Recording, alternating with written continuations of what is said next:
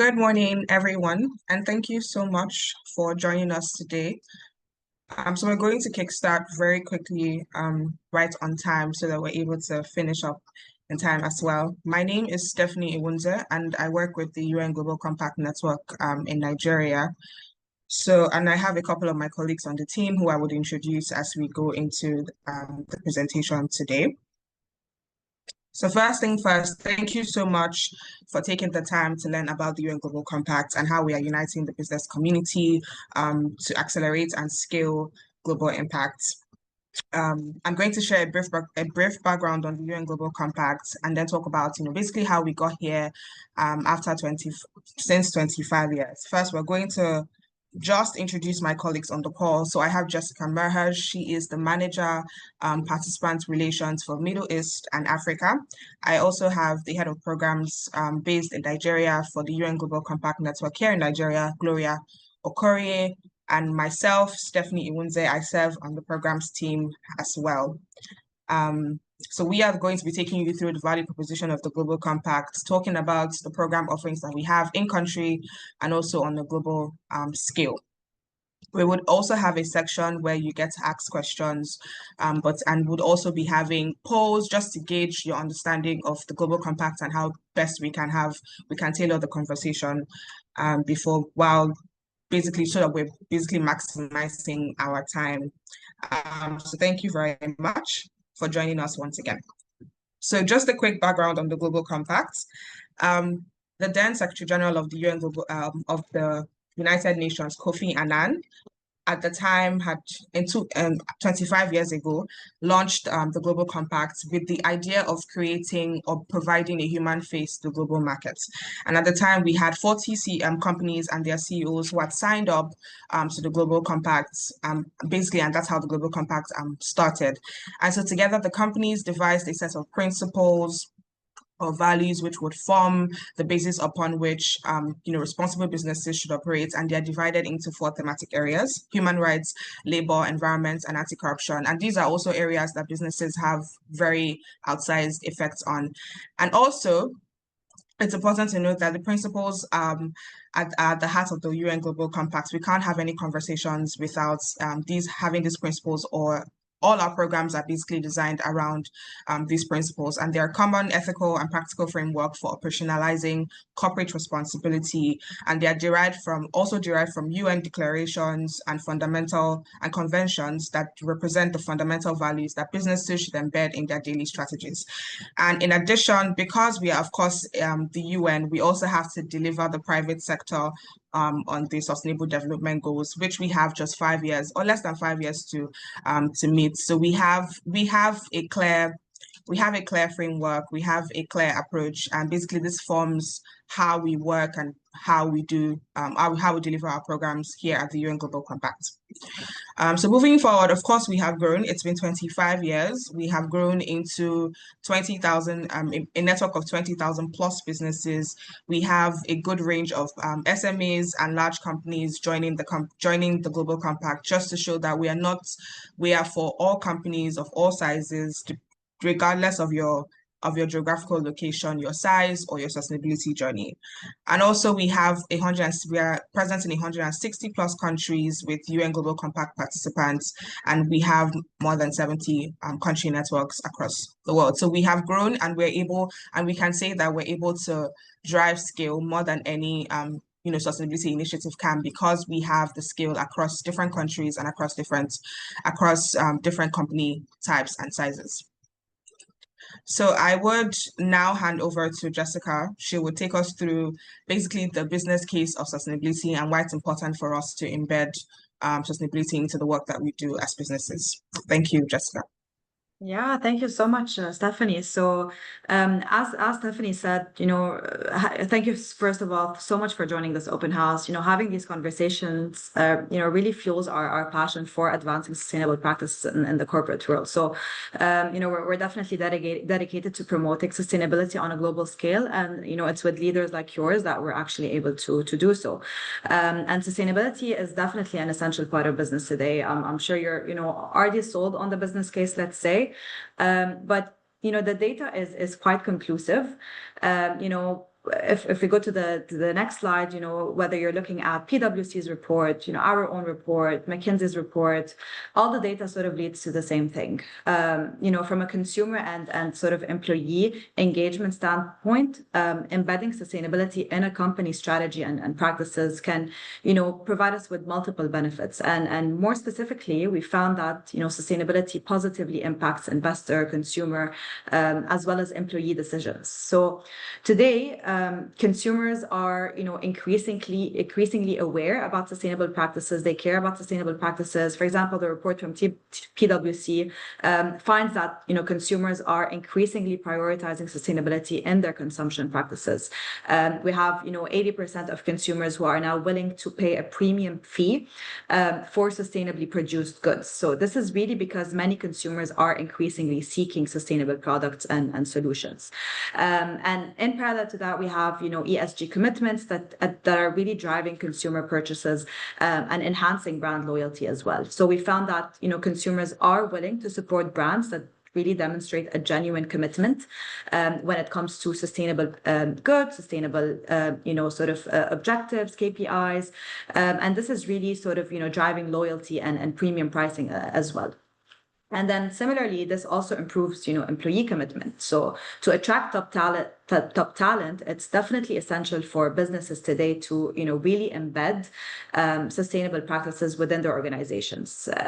Graduates really want to work for purpose-driven companies with, clear commitments to society. For example, we have 84% of employees who are, more likely to work for a company that stands up for environmental causes. So this is really, pushed with all the data that we're seeing nowadays. And actually on the next slide, what's really, really interesting to look at is really the number of sustainability policies, ESG policies worldwide. So going beyond businesses and the public, governments are also increasingly recognizing the benefits and importance of sustainable practices for the greater good, for a healthy society. And this is really reflected in the growing number of, regulatory requirements worldwide. So, it's not just a compliance burden, it's more of, a pathway to innovation, competitiveness. Companies that are proactively embracing sustainability can really gain a first mover advantage, leading on sustainability, positioning yourselves as leaders in your industries. So this is really accentuated with the growth we're seeing here. If we look at the graph, we can see that, Europe is definitely leading the pack. Can we go back to thank you. So Europe is definitely leading pack, right? They have the highest number of sustainability policies. By 2021, we had over 800 policies in Europe.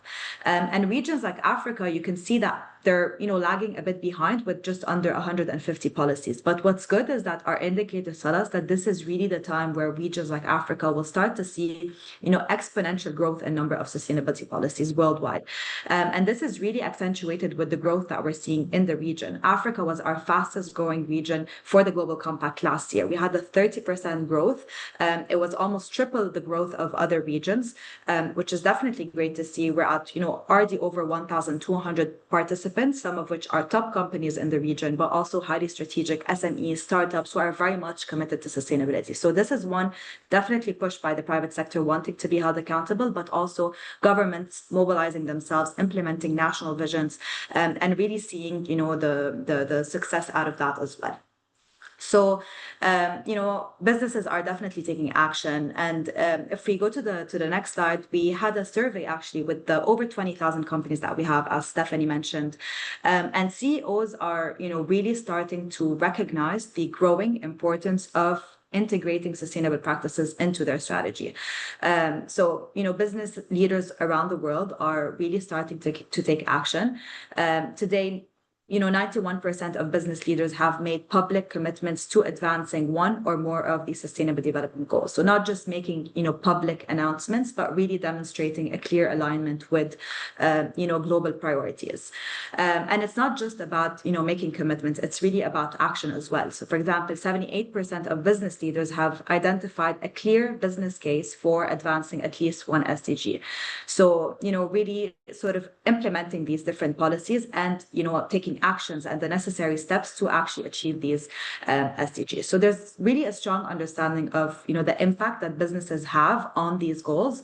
Over 95% of leaders, for example, recognize that, their actions and strategies have significantly, or have a significant influence progress towards the SDGs. So it's really a collective shift that really shows that, when you integrate sustainability into your business strategies, it's not just beneficial for, it's not just beneficial for now. It's really essential for long-term growth and resilience at the same time. So, really having all of that in mind, looking at the number of participants that we now have, the growth that we're seeing, the policies being implemented, worldwide, regionally, you'd think that, everything is great, right? But the reality is that we're very much off track when it comes to achieving the Sustainable Development Goals. 85% of SDG indicators are actually off track. So, I don't want to sound too dramatic, but we're definitely in serious trouble right now. And companies are struggling to move the needle on the SDGs. For example, if we look at the statistics, we have, only 18% of global 2,000 companies are actually on track to reach net zero by 2050. Or, it would take more than 150 years to close the global gender pay gap at this rate, and, so on and so forth. So we really are in trouble, but it's not just because, businesses don't want to take action, as I mentioned. It's, also the fact that there are a lot of, variables, a lot of, barriers that exist. So on the next slide, you'll see some of those actually, and I'm sure you deal, regularly with most of these, whether it's, inflation, competing priorities, geopolitical instabilities, lack of policy incentives in some countries. So we are aware that these barriers exist, and that is why there is a need for an initiative like the Global Compact to really bring everyone together and help everyone overcome these barriers to actually be able to move the needle on the SDGs. And really the only way to do it is to do it together. It's all about collaboration. This is a beautiful quote actually from our DSG, who kind of says that, we need to all of us come together in order to achieve what we are looking to achieve in terms of sustainability. And this is really how, the Global Compact started. We're investing in teams all around the regions and different countries, investing in on-the-ground teams that can really work on, getting companies, but mainly engaging with them and really just working together to set the right track, whether that's through regional programmatic offerings, local programmatic offerings, like very, region, country-specific sort of programs that are helping these companies advance on sustainability. And this is exactly what we'll be discussing today. So, Stephanie, over to you, and Gloria to, take everyone through the excellent work that you guys are doing, in Nigeria and beyond as well. Thank you so much, Jessica. Just confirming everyone can hear me clearly. Can everyone hear me? Yes, we can. Carry on, Gloria. Thank you, Jessica. Thank you, Jessica and Stephanie. And we're so excited to have all of you present. It shows that you really are interested in this talk on sustainability and driving your business forward. Because I know sustainability seems to be like a buzzword and sometimes has been misused out of context, yet very, very imperative for a business to grow. I will try to not say so much, but I will try to make it as relatable as possible to see why there is need for you to join the movement that the Global Compact represents. We're happy to have you join this conversation. As Jessica and Stephanie have highlighted, sustainability is not only something that you think of as a company when you're at growth stage or you're at a certain level established, because some people think it's just okay when you can implement CSR activities or when you can do X and this, have some initiatives that you can relegate some kind of funding to. It doesn't necessarily have to be that. Sustainability is more like a practice. It's a growth strategy that starts from day one as a business. And that's what we represent here. That's what we preach here. And interestingly, we do know that investors are increasingly intentional about where they put their money now. They are really intentional about businesses that are responsible. Customers are also making choices, like Jessica said, based on values. A recent survey by PwC showed that 76% of Nigerian consumers are more likely to be loyal to brands that act responsibly. So sustainability is not just something that we just right now, it's a nice to have or a pledge that you put on paper and say, I commit for my business to do good. It is actually good business, as they say. Doing good is good business. And so from your products to your pricing to your supply chain to marketing and the people that you serve, both the consumers or your employees. It's about doing business differently and doing it better. Next slide, please, Stephanie.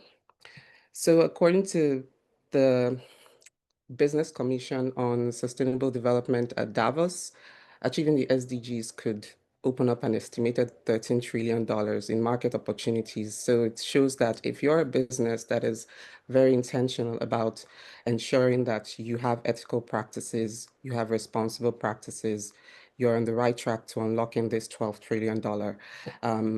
We know companies want to just see tangible value from sustainability, not just commitments on paper. And that's why our focus is on driving impact on specific goals, scaling ambitious action, and making measurable progress across these lines. When companies take this step, they are able to unlock new investment opportunities that reduce risk and open access to global market. And then you would ask a question to, next slide, please. You ask a question to how can you really make real progress? Looking here, you'd see where we focus on in helping companies make real progress around sustainability. We work with companies across full spectrum. Like I said, it's not just for whether you're a startup company or you're at early stage or you're at growth stage or you're a large company or large SME. And there's something for you here, from climate strategies like net zero, circularity, to water, ocean stewardship that protects supply chain. The blue economy is an interesting concept right now, and we see a lot of investment as well around that area. It's also an economy that is set to unlock $1 trillion globally. And Nigerian businesses are already tapping into those opportunities, whether around renewables or agriculture. But at the heart of this, we also know that people are at the heart of everything. And that's why one of our principles focuses on human rights, gender equality, decent work. We talk about fair wages inclusion that are not just feel good or terms or things that you put on paper or policies that you implement in your companies, but they're ensuring that you are not leaving anyone behind. You're having inclusive teams that will outperform financially. If you have the right people and the right policies and the right standards at a business, there is definitely growth going in there. Data has shown that.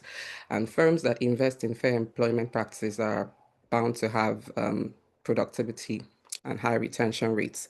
And then also very crucial to us is governance, because when you are when you're driving when you have the right drivers, you have to ensure that you're compliant as well and doing it the right way. So governance is equally critical, and that's why we tick the box around compliance, helping you build trust and access opportunity through some of our programs on anti-corruption, transformative governance.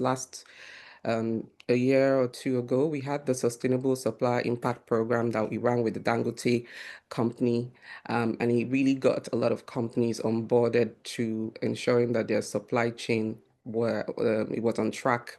They had like the right policies, they had the right principles. There was a lot of peer-to-peer learning that ensured that companies learned from each other and how they could best move forward across value chains. And then we also did something with the FRC, as on SME corporate governance to help to drive collective action for SMEs to ensure that they are measuring up to standard. So anti-corruption is one of our key core areas.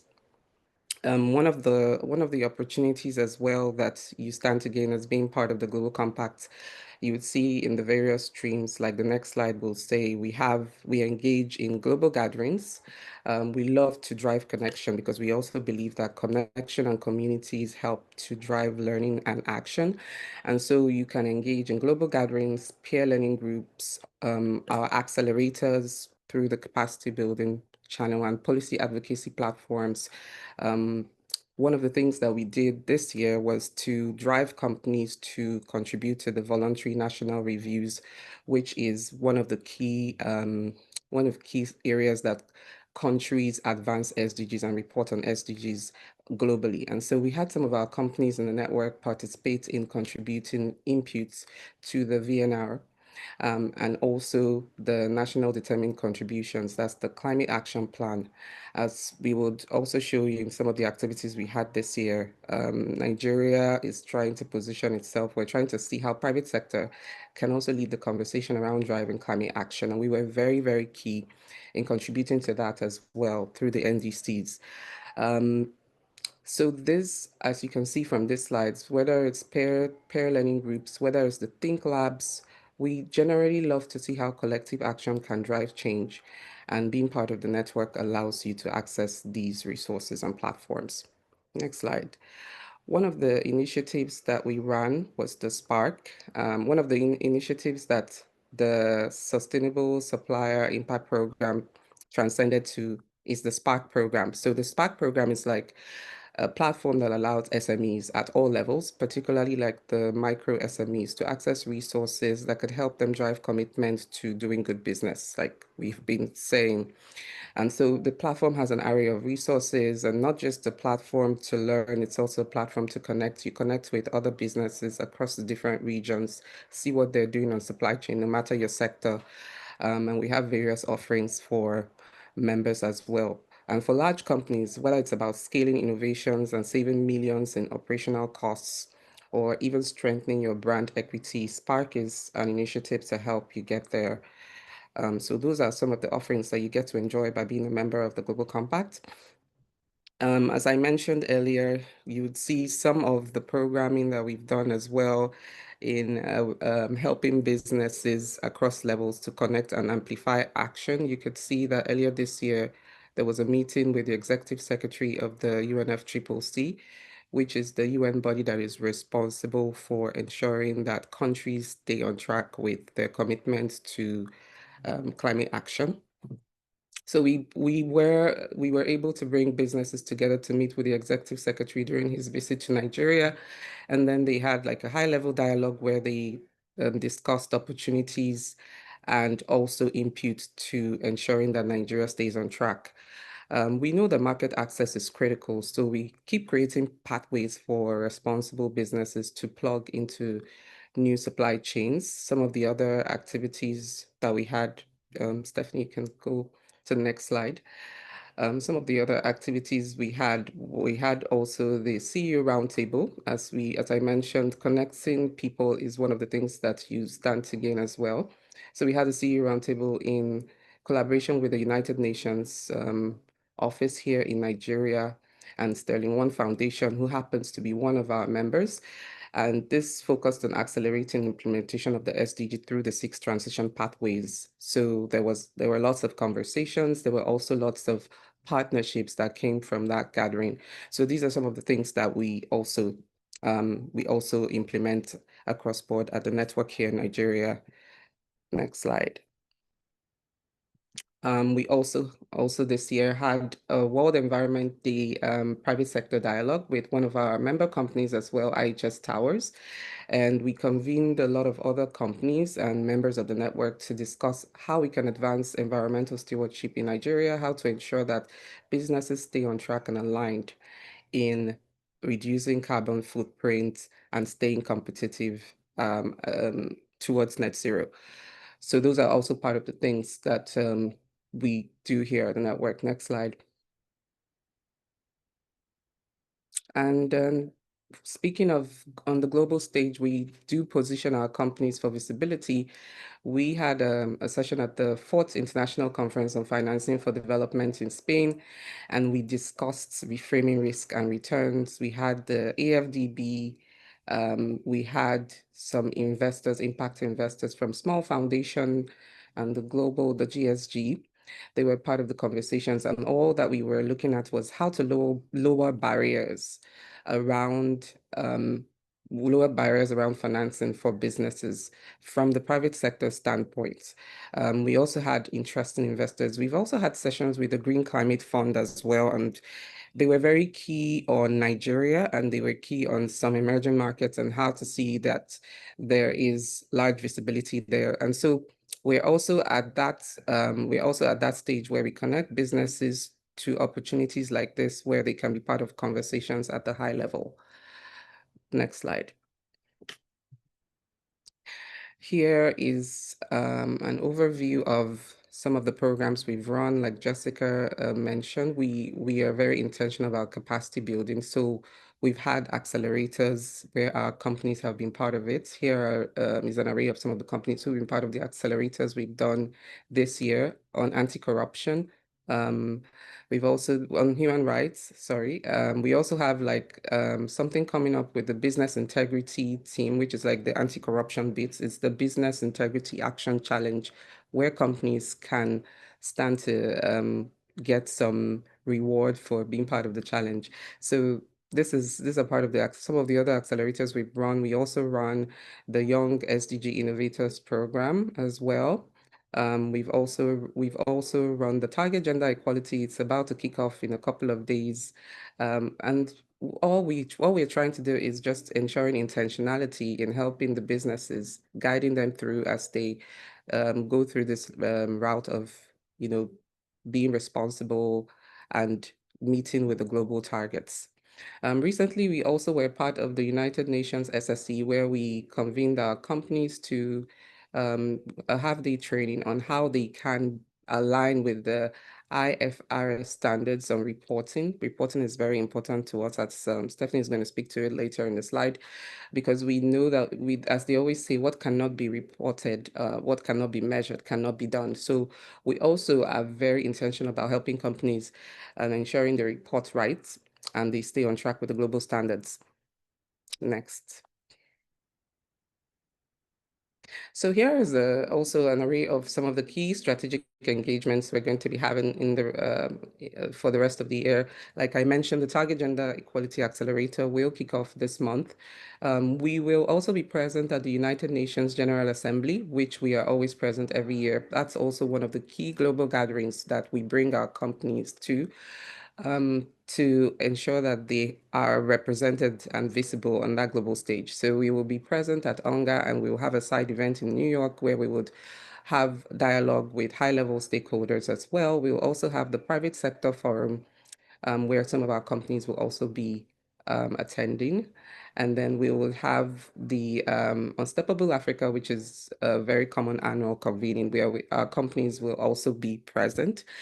And then there is a lot of activity going on this year because this is the 25th year of the United Nations Global Compact. So we will have a lot of activities for companies across all the countries where the United Global Compact is active, and they will all be convening in New York this September. So this is, of course, a doorway to unlocking partnerships, a doorway to facilitating high-level conversations that drive change.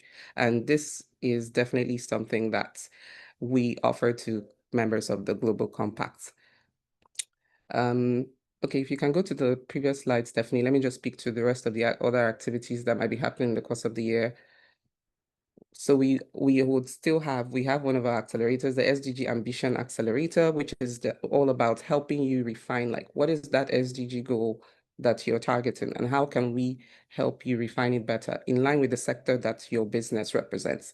So we will do that. We would launch that. The accelerator will kick off in October, and then we have the Business and Human Rights Forum, which also holds annually.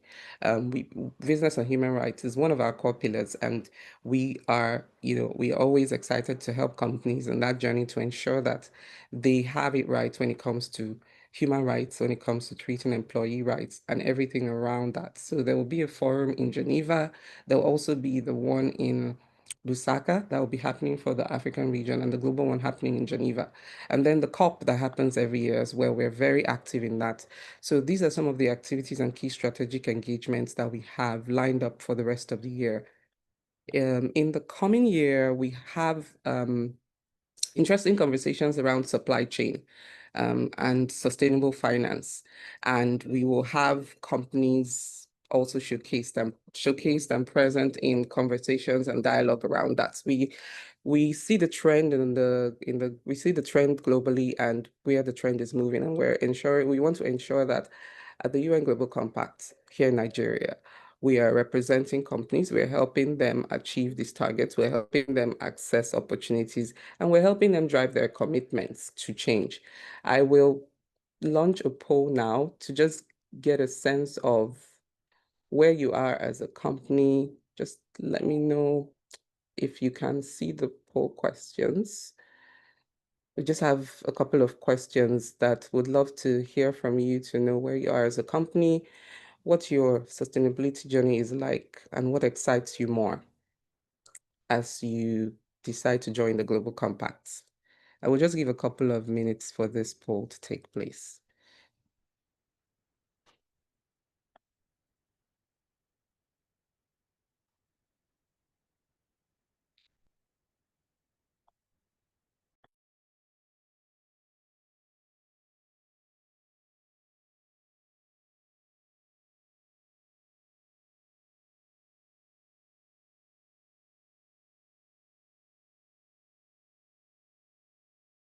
Okay, see interesting responses coming up. We'll just give a few more seconds for others to join the poll. You can also type on the chat if you're not able to answer via the poll. You can also type your response in the chat. The first question says, when you think about your company's top priority today, out of these three, which of these outcomes speaks most to it? We have growth, resilience, and reputation. So if you're talking about growth, resilience, reputation, we want to know, where is your focus on mostly, and which of these excites you more? As some of the offerings that we mentioned: learning with peers, gaining visibility, influencing policy. We also want to know which is one sustainability challenge your company struggles with. And then what headline would you love to see about your company's impact when you fast forward to 2030 from now? What would you like your company to be known for? So we'll just give like 1 more minute. I see more responses are coming in. Thank you all. You could drop responses as well if you're not able to use the poll.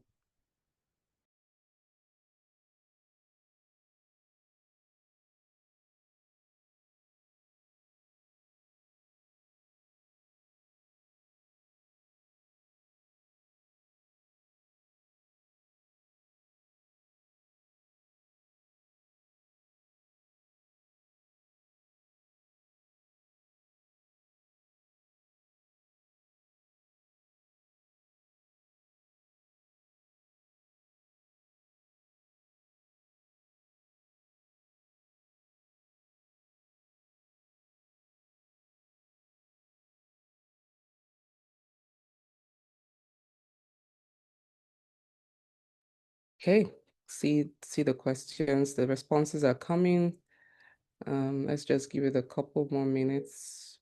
So we'll have more people. I see more people are still responding.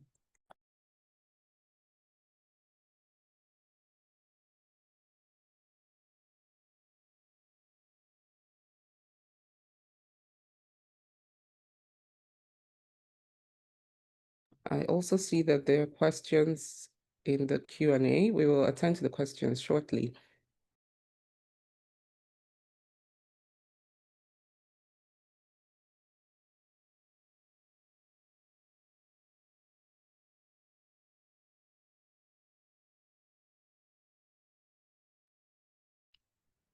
Okay, I think we can go on now. Let me just share the poll so that we can Sorry, see. Gloria, sorry to cut you short. I think we should give it a bit of time. There are more, there are Oh, more okay. responses coming in. So. Okay, sure.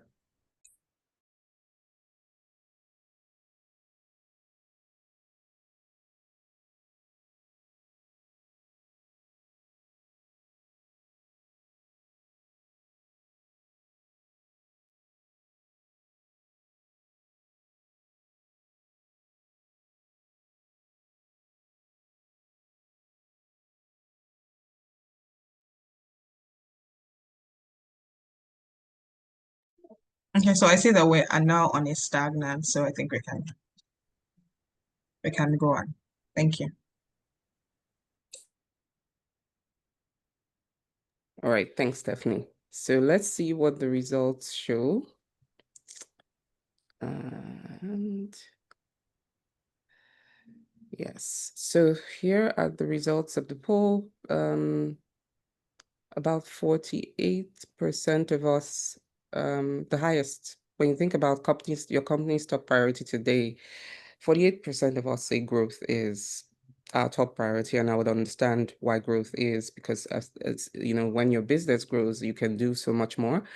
What excites you more? And we have the largest being influencing policy, which is also something that we do very well. We work across multi-stakeholders with the private sector, putting the private sector at the heart of the conversations with public sector. So driving policy and change, be it around living wage, be it around climate action or human rights, be it around anything in general around the SDGs. We're also at the forefront of that. That was one of the outcomes from the CEO roundtable we had in April that brought the United Nations Nigeria to the conversation. And what's one sustainability challenge your company struggles with? Let me see here. I will be able to share that shortly. And then fast forward to 2030, what headline would you love to see about your company? There are a few of us that answered. I'll be able to share that shortly, but thanks so much. This shows that a lot of us here have an understanding of, you know, your reason for being here is you're in the right place. That's just what I see from here. You're in the right place because for what you have alluded as one of the things that your priority is today, the Global Compact is able to meet that. For the growth part, as we mentioned, through our resources, pool of resources, wealth of resources, knowledge, the connect part where we run global stakeholders. We put companies at the forefront of the global stage through the roundtables, the think labs, the coalitions, and also in terms of driving policy and change. So thank you all for contributing to the poll. I will move on quickly to, the next. Yes, so this is just like to the program that I spoke on, the one that we're going to be having at this year's UNGA. The theme is on co-creating Africa's next chapter for the SDGs. Like one of the questions I asked about fast forwarding to 2030, and like Jessica said, there's time, the time is not on us. And we haven't even gotten to 50% of where we should be when it comes to the SDGs. And so we want to see what is the next chapter for the SDGs? How can private sector play a role actively, despite no matter the space that you're playing at, whether it's healthcare, education, real estate, agriculture, whatever line of business it is. But how can we play a role in advancing change and contributing to Africa's next chapter for the SDGs? So that's what the conversation will be about. And we're going to have a lot of high-level stakeholders from across Africa be part of that conversation. So we're opening up to members, of course, and for as many of you that will be present at New York. And this is just a lineup of some of the activities that we still have, as I mentioned, in the course of the year. We do have something that we're doing with the youth, the Alliance for Youth Nigeria. It's a part of a consortium that the UN Global Compact here in Nigeria is part of. We are very keen on amplifying young voices and seeing how the young population can be part of the conversations on driving sustainable change. And so we, in partnership with a couple of other companies, the Alliance for Youth Nigeria is a coalition that ensures employability and ensures that young people have the right skills for the future of work. And then, you know, they have the right skills. They're also very prepared for work in the future. And they have it with the backing of what sustainability is all about. Like, we understand that sustainability is a practice and an attitude and a habit, and not just something that you embed in a certain area of your the stage of your company. So we also want the young people to be conscious about this, and that's what we are doing. Some of our impact stories: Coca-Cola, one of our member companies as well, they advance sustainable waste management and elevate decent work for women in Nigeria. And this is one of the stories from what they've done. So we also try to ensure we showcase what our companies are doing across board through the impact stories. So if you are a member of the Global Compact as well, this is an opportunity to showcase what you're doing along the lines of the SDGs across board on the global stage. Next slide. And these are some of our participants, a few of them. We have over 170 participants currently, and we are growing strong still, still opening up for more and more businesses, because our goal is to ensure that all the businesses in Nigeria, because that's the Global Compact's goal. Our goal is to ensure that all the businesses in Nigeria, no matter your sector, you are responsible, you're an ethical business, and you're playing a key role in advancing the SDGs. And so this is just a snippet of a few of our members: the Nigeria Stock Exchange, the First Bank, NESG, TGI Group, Dangote, Sahara. We also have MTN, who is a very strong member of the network. So we have a lot of those sectors, and a few companies also in the transportation line, companies in real estate.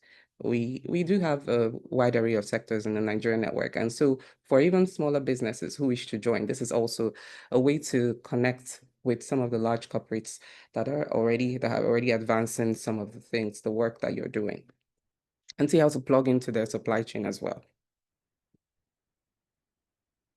Next slide. All right, and so speaking to reporting, which is a very key component of what the Global Compact does, I will now hand over to Stephanie to take us through that stage and what it involves. Thank you all. We will attend to your questions at the end of the presentation, so just keep them coming. Thank you so much, Gloria. That was very insightful. Thank you very much. And thank you for the polls. I'm excited that we are we're also joining in the conversations and trying to understand how best to help our companies wherever it is that we are in our sustainability journeys. And so Gloria had mentioned, the key programs, program deliverables that we have, and, the ways that we work. And so it's also important to understand that once you have utilized the different work streams that we provide, it's also important to track your progress and communicate it through what we call our communication on progress. So before we had a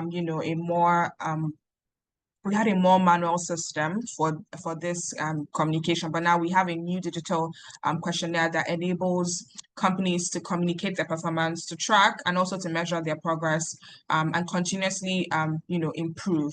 So there's a public database that will be open to all stakeholders for transparency's sake, and also to benchmark and compare your company within and across sectors, and also to compare within for companies that are within your region and also across the region, just to understand how best you can utilize the tools and the tools that we have here on the for the Global Compact. And it would also help you or help companies at every step with dedicated resources and relevant initiatives that are tailored to your needs, and just so that you're able to, you're not working or just trying to solve all the issues. You're working according to the issues that your companies can solve. For example, in the Global Compact, we're very principled approach, like I had mentioned earlier. So we focus on areas or sectors that companies can make the most effect or most outsized effects. So why would you want to join the Global Compact? I know that we have already talked about the business case of sustainability and why it's important in the long run for companies, especially companies that want to remain here for quite a long time.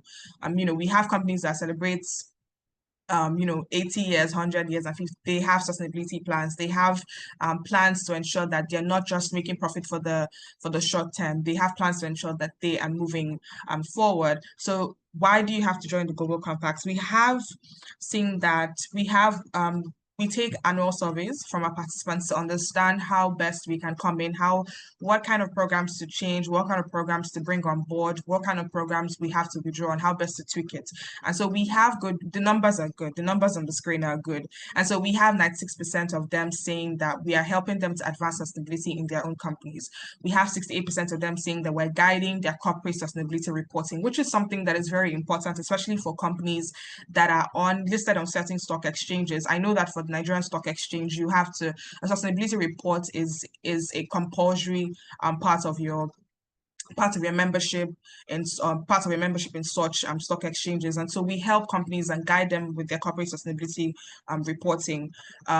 We have, and also just to mention, MTN had launched their corporate their sustainability report for the year, and they had listed us as part of the partners who had guided them through this process, basically helping them to report appropriately. And this is what the COP does for you. And then we also have 72% of them saying that we're driving the implementation of sustainability policies and practices. It's one thing to have the policies on paper, it's one thing to commit and to pledge, but it's another thing to actually implement. And a lot of times it seems like such a lot. It seems like a lot trying to implement these policies. How can we implement them? How can we implement these large policies in such a small company? And that's basically where we come in to help you. And we also see 54% of them saying that we shape the company's policy. And so joining the Global Compact provides access to a global network of like-minded businesses, practical resources, and expert guidance that would enable the companies or enable your companies achieve your sustainability goals and create very long-term value. Also to mention that while we are global, we also understand that the different realities in different countries are different, realities in different regions are different, and that's why we have our tailored programmatic activities for our in-country participants. And so we have a very simple step to joining the Global Compact. It's very easy. It's nothing cumbersome. It's all digital. And so there are just 3 steps. The first step is to review the application guidelines and the required documents. And the required documents would include your government registration documents, which for a Nigerian company would be your CAC documents. Unfortunately, we currently do not accept SME for certificates from the SMIDAN. We only accept certificates from the corporates from CAC, which is what we accept here in Nigeria, and which is easily accessible as well for quite a lot of businesses. And then the second step is to obtain support from your CEO. So we also need to understand that the UN Global Compact is a voluntary initiative. However, it must be CEO-led or it must be led by the highest executive in your company, be it a CEO, a managing director, or an executive director. We must have assent from whoever that person is. And then the third and the final step is to submit the online application, the required documents, and also to digitally sign the letter of commitment on behalf of your CEO or by your CEO. Your CEO or managing director's signature is kept it's not open to the world. It's digitally signed, and so it's very safe. And so there is also an annual contribution to participate in the UN Global Compact, and it is based on your company's annual revenue. This fee goes to helping us to fund the programs and deliver the resources in country and also on a global scale. So I do not call it a payment. It's more like a contribution to supporting the Global Compact, just to show that you support the Global Compact. And so we have the fee breakdown here on the screen, but if you decide to, when you decide to start your applications to Global Compact, there is also the calculator on the website that allows you to calculate quickly and easy, what your annual contribution would be. And please bear in mind that the revenue brackets are listed in USD. It's not in Naira, so it's just so that we're able to understand quickly and easily what the fee brackets are like. And okay, at this point, I think we would take questions from the Q&A box. If you currently have any questions that you would like to ask the box, please feel free to do so. If you would, the chat is currently open to take on questions from participants if you want to, drop any questions at all.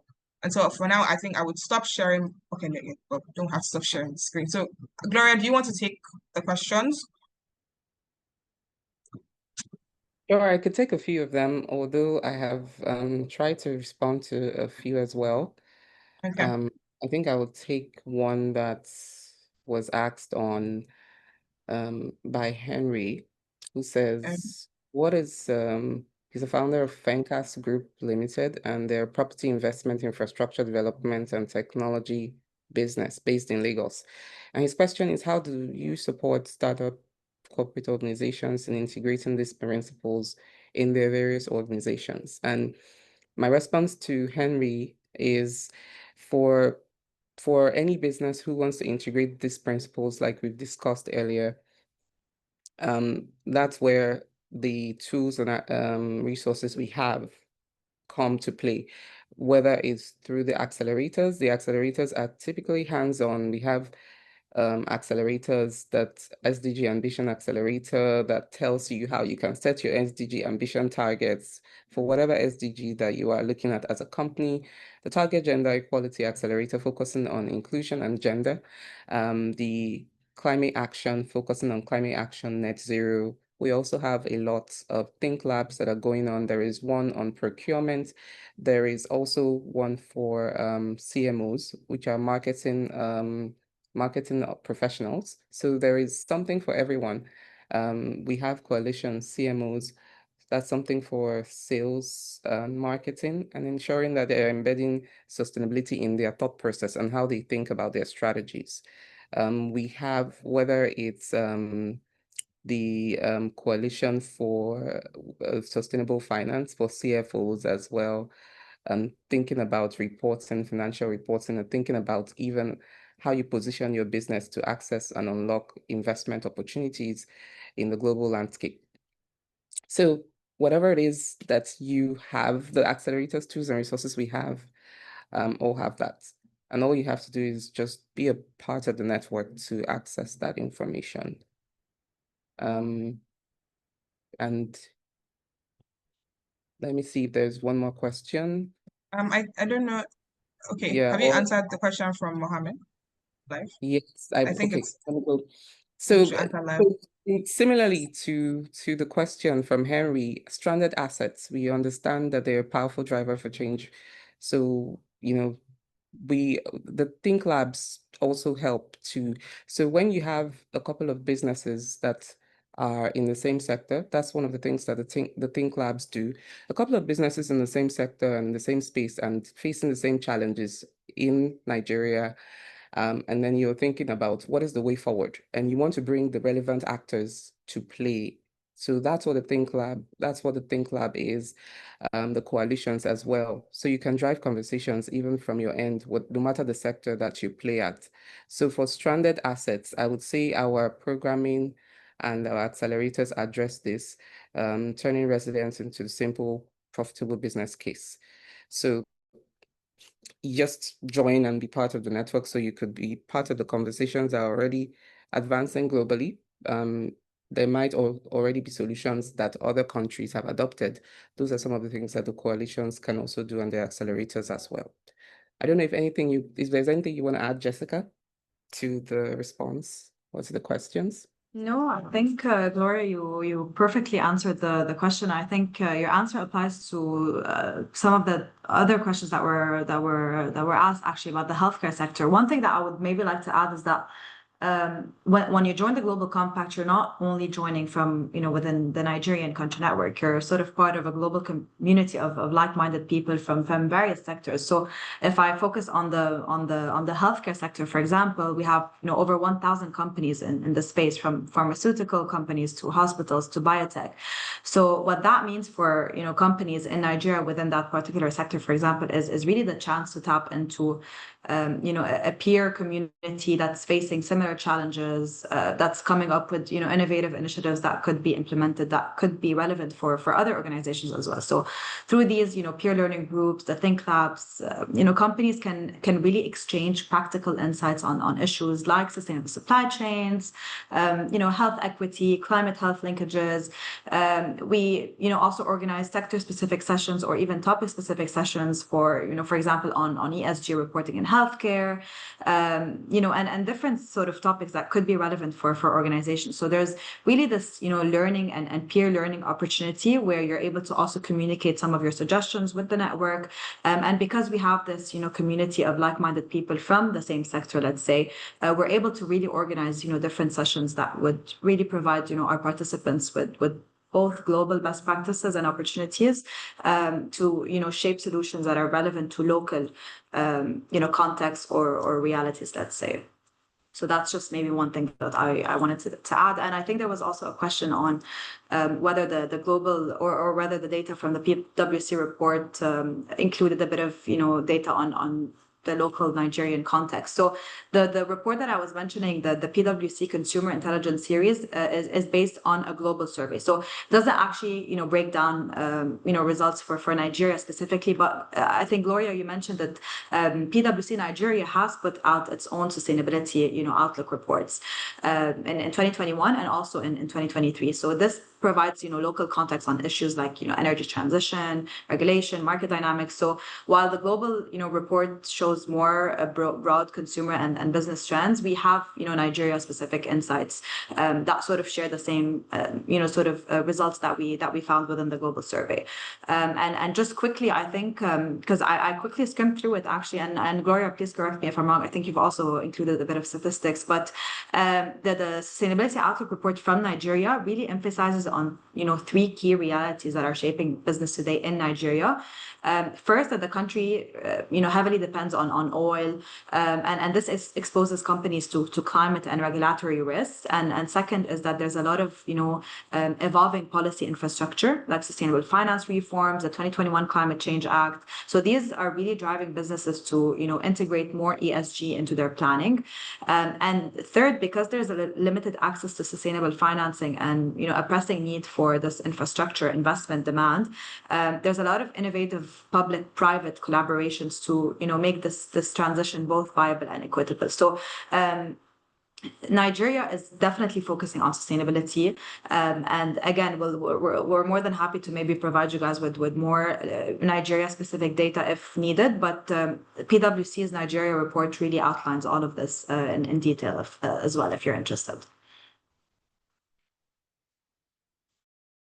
Thank you, Jessica. And to Jumoke's, Olajumoke Ayeni's question about the SDG Innovation Accelerator Program for young professionals, that is something that our members enjoy. So once you're a member, you can be part of it. You can have your employees be part of it, or you can be part of it. And the next year, we have wrapped up for this year, and we are about to kick off call for applications for next year within Q4 of this year. It will open up for companies to sign up, but we prioritize only members of the network. So you have to be a member of the Global Compact if you would want to be part of the SDG Innovator Accelerator. Well, just allow me to add in that so in terms of the requirements, they're not requirements per se, just being a participant of the Global Compact. So usually or ideally, companies have a domain name that is specific to their company. So for example, all staff under the Global Compact in Nigeria have the domain name at globalcompactng.org. And so once your staff has that domain name, the staff has access to apply for these accelerator, and then we accept the staff based on whether the company is communicating and paying the annual dues. So communication and your payment of annual dues would is those are the two major requirements. And I think she's already mentioned that the application will be open Q4 within the year. And we had also spoken about how to join, but I think we can go back and slide. It's three major steps. Review the application guidelines. They're just three major things that you would need to submit: your website link, your CSC documents, and also your CEO statement of support that is digitally signed, whether by your CEO, your managing director, or executive director, as long as that is the highest level of authority in your organization. I think so. Yes, and also we would be sharing the slides and just after the event, so you have access to the slide deck as well and all the other information that you would require. I think that we are done. Gloria? I think that we're done. Yes. Okay. Yes, I think so. Unless anyone else has any questions to ask, but okay, yeah, okay, that has already been shared by Stephanie, the criteria to join the Global Compacts. Okay, startup SMEs, is there incentive low-level contribution to join the network, please? So this is the annual contribution for you as a startup. It's a contribution because we ultimately know that a lot of the offerings that the Global Compact affords members, it's way more than what this amounts. Because this is an annual contribution that you pay once a year, and there is so much that you can unpack and unlock by being a member of the Global Compact. A lot of our companies have, they've gotten access to even bigger opportunities by just being members of the Global Compact. They have had opportunity to be part of high-level conversations that other companies or sectors might not be able to be part of just because they are in the Global Compact. And then, like Jessica mentioned, you're part of a global network, so you really have that access to what other countries are doing, and also relevant like UN agencies as well, what's going on that front. So there's a lot of value add that this allows you as a company to benefit. And we really think the contribution is just like a token to support the Secretariat and support all the activities that go on. So, Solomon, I hope I have been able to answer the question.